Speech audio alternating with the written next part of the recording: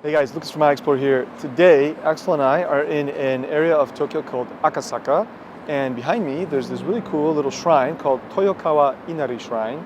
Though actually in there's a whole bunch of different shrines. And what I want to do is I want to go in there and shoot some of the photos that you can see on the screen now, photos like this.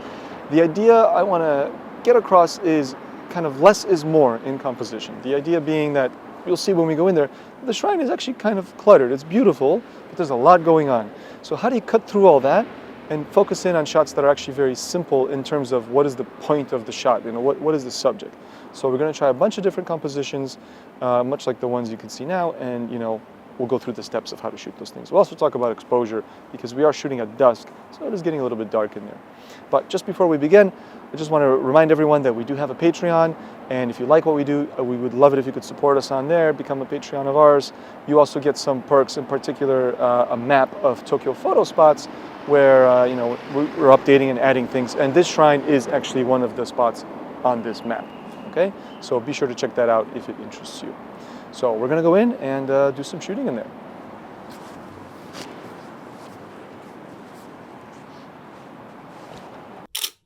iExplore.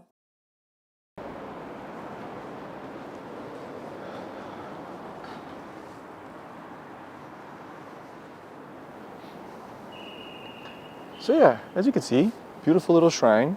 And this first part is pretty straightforward, but it's a pretty basic shot. So I'm not even going to shoot this right now because it's very obvious what the shot here is.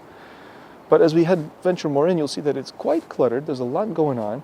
And so today I brought my 24-70 to give me some zoom, some longer focal lengths, where I can get some more tight shots to simplify the scene a little bit.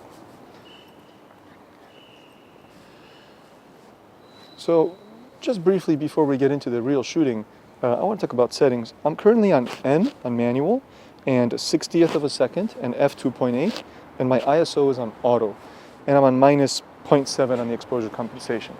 So basically, I'm not expecting very high-speed situations, even when they're involving people. But if I need, I will switch quickly to aperture mode to get myself a little bit more speed if I need. Okay?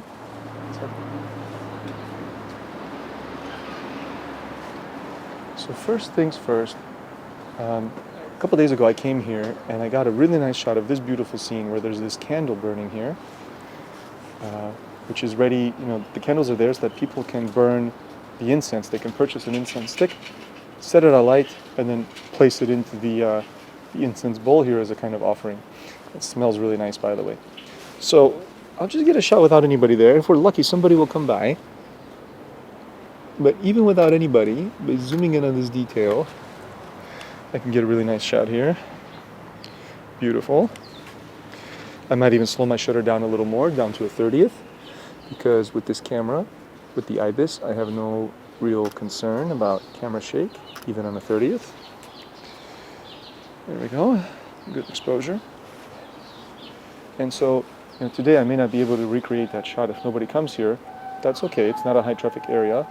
But nonetheless, I'm literally standing in the same spot as this shot that I shot a few days ago. A few days ago? Yeah, last week. Anyway, and I'm doing it the exact same way. Similar settings, same composition. In this case, I do have that awesome fox in the background, because this is an Inari Shrine, so you get foxes. So I'm trying to get a silhouette of this fox against that lamp in the background. And I think that makes for a really nice composition too.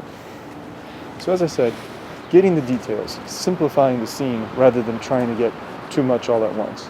Okay? In this case, a very beautiful detail we presented it. Even though we're in a shrine doing shrine photography, I would still technically say this is street photography, right? Because we are looking for candid moments and hoping for some candid moments. And in the case of candid street photography, patience is key. So really need to wait for a good moment to come along. And if it doesn't, that's okay. We're going to go on. But yeah, if you have a shot in mind, kind of pre-visualizing a shot, it might pay off to wait a little bit till it really actually occurs and you can get your chance.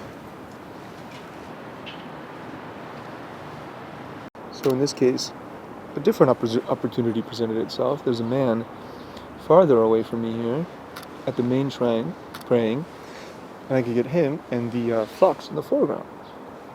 And as I was saying, I don't need very fast shutter speeds because people are not moving very much, so a 60th is enough.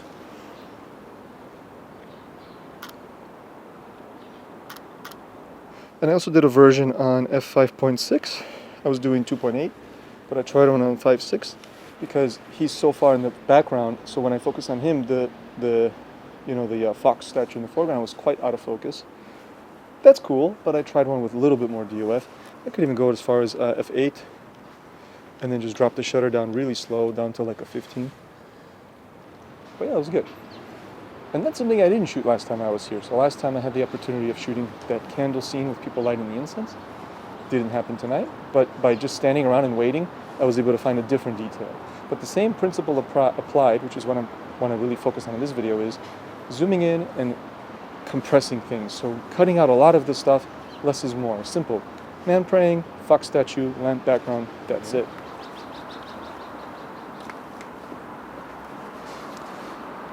And here I'd say we can get a nice view of statues, the other shrine buildings, and again that mixing of the colors of the lights. We have the fluorescent lights, we have some incandescent light, we have the blue hour light from the sky.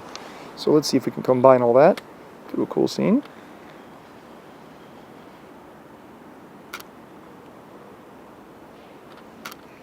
And once again, I was keeping my shutter nice and low, only a 30th, f2.8, 400 ISO.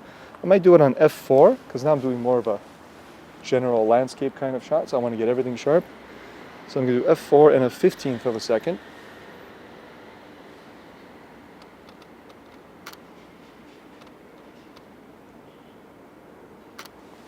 The mood in here is wonderfully eerie, with the crows flying around, the dusk light, the fox statues, and the subtle sounds of other people around. And honestly, when I'm doing photography in a place like this, it's quite enjoyable. Not necessarily even the shrine, but just any time I'm in a place where there's a good mood. It actually inspires the photos a little bit, right? It helps you get in that moment and trying to create the images that convey that feeling, right? So here I'm hoping for somebody to come along and pray at one of the little shrines that are in front of me here, and then shooting from this angle and getting some of these statues and things in the foreground. We'll see if somebody comes. It's not a very high traffic shrine. This isn't a super famous shrine in Tokyo, but a fair amount of people do come here.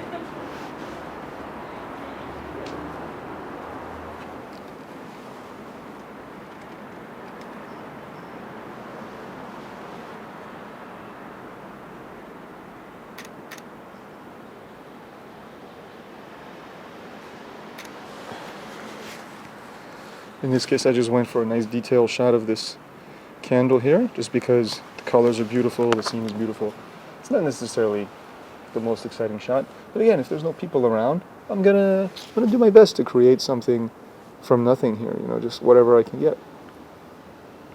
I try not to have a prejudice in my work where I think, oh, I'm not gonna shoot this because this isn't in the right genre or the right thing I'm going for. I just kind of, whatever I come across in my photography, in my exploration of the city, if I come across it and it's interesting, I'm going to shoot it.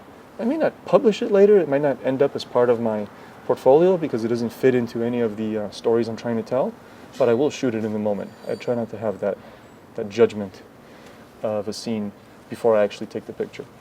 Keep an open mind, I guess is what I'm saying.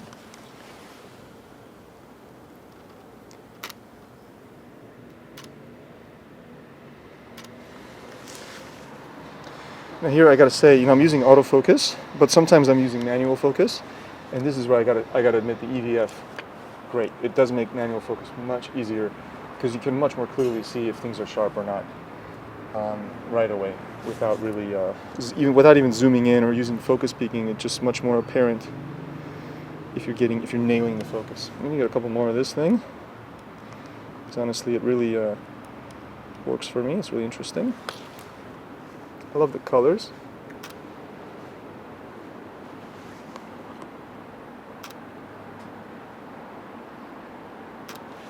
Beautiful. The way the warm tones and the cool tones, the greenish cool tones of the light around here all mixed together is fantastic.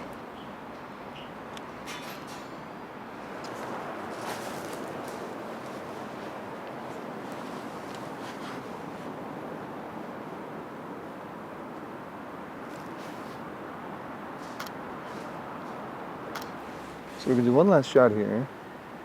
with this beautiful red light reflecting on the floor, on the ground. Because again, in a sense, this does give us that minimalism that we're going for. It's all kind of one color.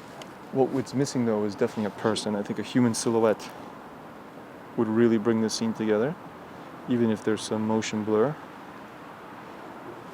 So let's give it a second. Maybe somebody will come through, although it's getting very quiet in the shrine.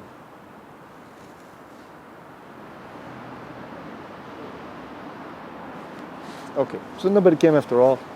It had some potential, but it's getting pretty quiet. So yeah, I think we'll wrap it up then for today. All right, guys, so that's about it for this little shrine. I hope I gave you some ideas for how to kind of minimize the scene, how to cut out the clutter.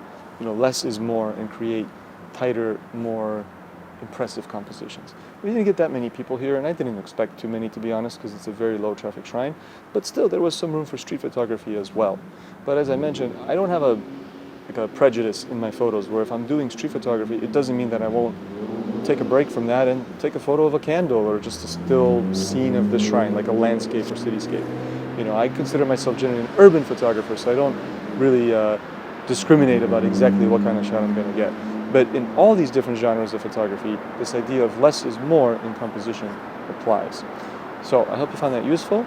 Of course, please, if you can, check us out on Patreon. Consider supporting us. You get a couple of perks, including access to our cool Tokyo Photo Spot map. And as always, I will catch you guys next time. And remember, challenge your eye.